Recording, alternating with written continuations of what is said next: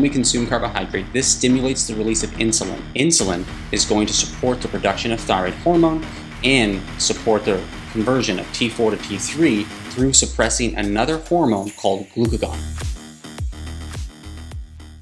The connection between hypothyroidism and diabetes has been well documented for many decades now, and the two conditions often coexist together. Why is this the case? And can we improve both of them at the same time?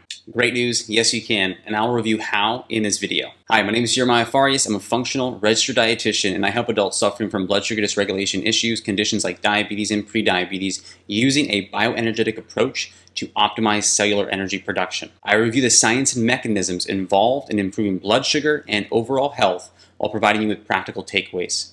I hope you enjoyed today's content. Rates of hypothyroidism and diabetes are on the rise. As of 2019, approximately 30 million adults 18 years or older in the United States are suffering from hypothyroidism, and as of 2021, approximately 38 million adults are suffering from type 2 diabetes. I also think it's worth mentioning that rates of hypothyroidism are likely underestimated because of the diagnostic criteria typically using TSH as the only marker. In the research that I found, they used a TSH of greater than 4 million international units per liter to diagnose hypothyroidism and did not assess T3, T4, or reverse T3 in considering and taking a full picture of what was going on with someone's thyroid function. And this makes sense because conventional medicine will often only look at TSH and at most T4 when diagnosing and treating hypothyroidism. However, there is research that indicates a TSH above 2 million international units per liter can begin to indicate thyroid abnormalities. So many people only become aware of thyroid issues when their TSH is much higher. Now let's get back to the diabetes and hypothyroid connection.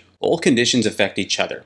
Insulin resistance in diabetes can negatively impact thyroid function, and hypothyroidism can negatively impact glucose control and blood sugar metabolism. Let's start with how thyroid function is involved with blood sugar. Hypothyroidism can lead to poor glucose tolerance and diabetes because of thyroid hormone's effect on glucose oxidation in the cell. Specifically, T3 induces insulin-mediated glucose uptake in the muscle cells. Additionally, a lower concentration of T3 can reduce mitochondrial uncoupling protein 3, which can lead to insulin resistance in skeletal muscle. Thyroid hormones also increase mitochondrial biogenesis, where this is the creation of new mitochondria.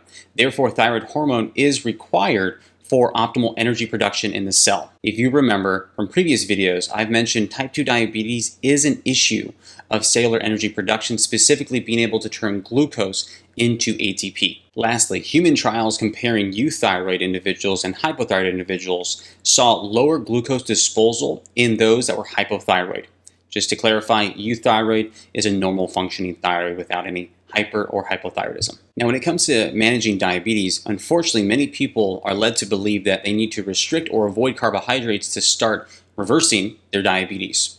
Now, you will see a reduction in A1C or fasting blood sugar when you're restricting carbohydrates. Unfortunately, this is not getting to the root of the issue. And when I say the root of the issue, uncovering why the body's having issues oxidizing glucose in the cell in the first place. Additionally, by restricting carbohydrates to try to improve diabetes or blood sugar levels, you can end up worsening your overall thyroid health. In a previous video, I reviewed how restricting carbohydrates and severely restricting calories will negatively impact one's health, which is what most people are not wanting to do. This is because the restriction of carbohydrates is going to impair thyroid hormone production and the conversion of T4 to T3. And because you're going to see lower levels of thyroid hormone, you may experience poor glucose oxidation in the cell. In his book, Dr. Broda shared similar observations with his diabetic patients. These individuals were not responding to diabetic treatments or medications, and it was only when they were treated for their hypothyroidism that diabetes complications and their blood sugar issues resolved. You can see this connection is real. Thankfully, you can address both thyroid and blood sugar health at the same time without compromising other aspects of our health. We will dive into that shortly. Let me know in the comments if you knew that hypothyroidism and diabetes were connected. Also, after finishing this video, let me know if you have any other questions about this topic. If you're enjoying this video, please be sure to hit that like button. If you're tired of restricting or avoiding carbohydrates, trying to improve your blood sugar levels, reverse your diabetes, you can schedule a free 30-minute discovery call that I offer.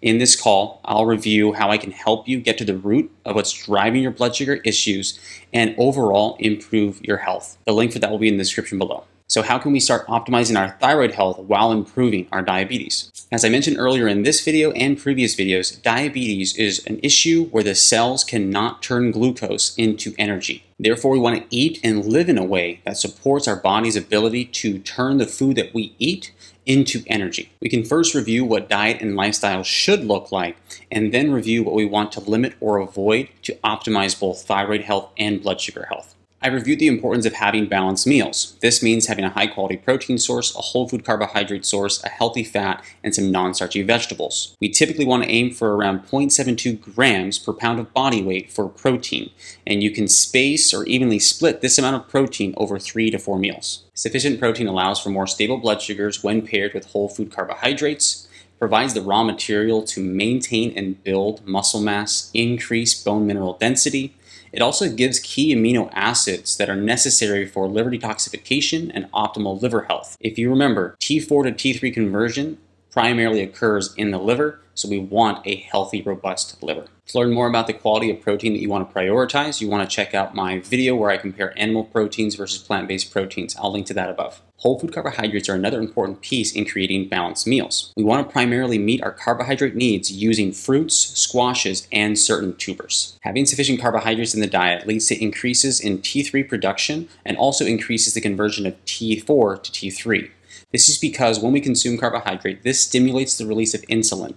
Insulin is going to support the production of thyroid hormone and support the conversion of T4 to T3 through suppressing another hormone called glucagon. Having sufficient carbohydrates in the diet will keep counter-regulatory hormones like cortisol, adrenaline, and glucagon at levels required to optimize thyroid hormone production, thyroid hormone conversion, while also allowing for proper cellular energy production. With fats, we want to prioritize monounsaturated fats and saturated fats. This includes olives, olive oil, macadamia nuts, avocados, butter, ghee, tallow, and coconut oil as some examples. Finally, you want to ensure you're getting enough non-starchy vegetables that do not cause any gastrointestinal issues or symptoms. Non-starchy vegetables provide fiber for the gut microbiome, they reduce putrefaction, they provide additional polyphenols, they help with facilitating detoxification, and finally they help to support balanced blood sugars. Having 3 to 4 balanced meals is often a great place to start. However, if we're trying to optimize thyroid health and even blood sugar metabolism, we want to ensure that we're getting enough overall calories to meet our energy demands. My video on why it's hard to lose weight when you have diabetes goes over how to assess your current calorie intake, calculate your estimated energy needs,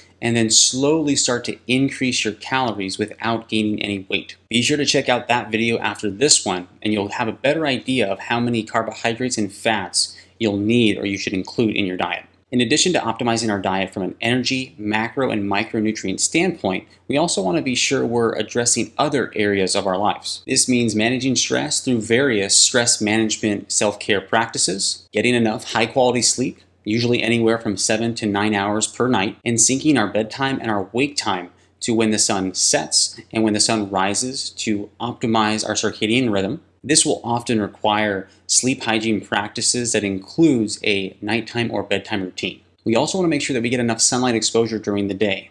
This is going to be helpful with our sleep and our circadian rhythm, but also is required to synthesize vitamin D, an extremely important fat-soluble vitamin. Lastly, we want to be moving throughout the day.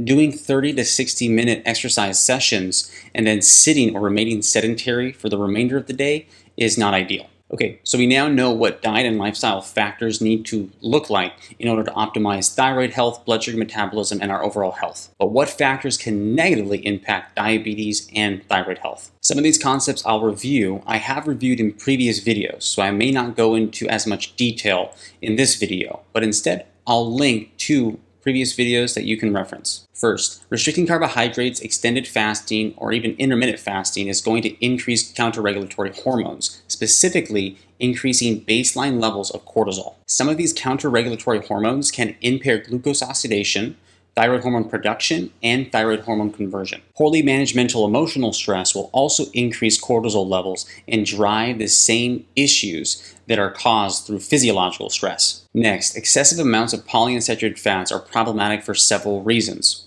First, when the polyunsaturated fats make up the cell membranes and the mitochondrial membranes, you're going to experience or see a leakage of protons and other ions. This essentially means there's an inefficiency with energy production at the cellular level and mitochondrial level. Additionally, polyunsaturated fats, or PUFAs for short, are highly susceptible to oxidative stress or oxidative damage and lead to the formation of lipid peroxides. Lipid peroxides and their byproducts, malondialdehyde, also known as MDA, or 4-hydroxy-2-nonenal, or 4-HNE, further cause oxidative stress. This oxidative stress damages cellular membranes, impairs cellular function, including glucose oxidation, eventually leading to insulin resistance and diabetes. When it comes to thyroid function, PUFAs can inhibit the conversion of T4 to T3 and also inhibit nuclear T3 binding. When nuclear T3 binding is inhibited, this means that T3 cannot be delivered to the tissues that require it. This is the reason for avoiding high PUFA seed oils that are found in processed foods, fried foods, and restaurant foods. You also don't want to be cooking with these oils at home, and so this means using butter, ghee, coconut oil, or another more stable fat or oil. Other common sources of PUFAs that people aren't aware of are fatty chicken, fatty pork. High amounts of nuts and seeds in the diet are going to be contributing to a lot of polyunsaturated fats as well, and I would recommend limiting your intake of fatty fish to 1 to 2 times per week. Next, we want to eat foods that are not causing any gastrointestinal issues or symptoms, as GI symptoms can often indicate some intestinal permeability, also known as leaky gut.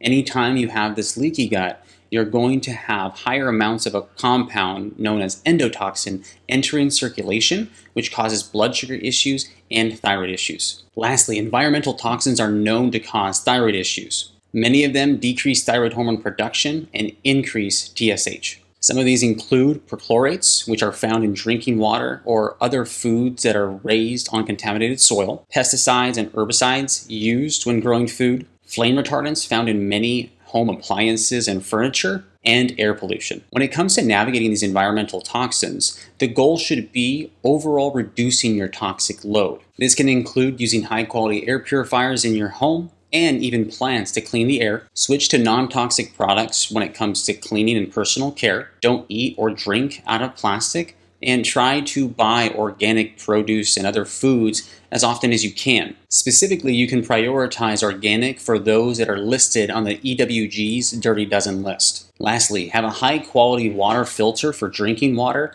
and possibly even a shower water filter, depending on the quality of your municipal water. I understand if you feel overwhelmed. This is why I recommend making small changes at a time. For example, once you've finished a particular personal care product or a cleaning product, you can then replace it with a better option. You can slowly chip away at replacing one item at a time. Also, by eating meals that provide you with sufficient amounts of energy, micro and macronutrients, you're going to be supporting your body's ability to detoxify. So we address exposure while also allowing for and optimizing excretion of toxins. If you need help constructing meals, you can download my free macronutrient guide. The link will be in the description. You should now have a better idea of how diabetes and hypothyroidism are connected, as well as how to support both conditions through diet and lifestyle. Because nourishing your body is so important for diabetes, thyroid health, and overall health, you'll want to check out my video on why it's hard to lose weight when you have diabetes, as it will allow you to assess your current calorie intake, calculate what your estimated needs are, and give you guidance on how to slowly begin meeting your body's needs. You may also want to check out my video on how to eat carbohydrates while losing weight. I'll link to both of those at the end. If you enjoyed this video, please be sure to hit that like button, share it with someone who you believe would benefit from it. Also, make sure that you subscribe and turn on notifications so you don't miss any future videos. Take care, and I'll see you next week.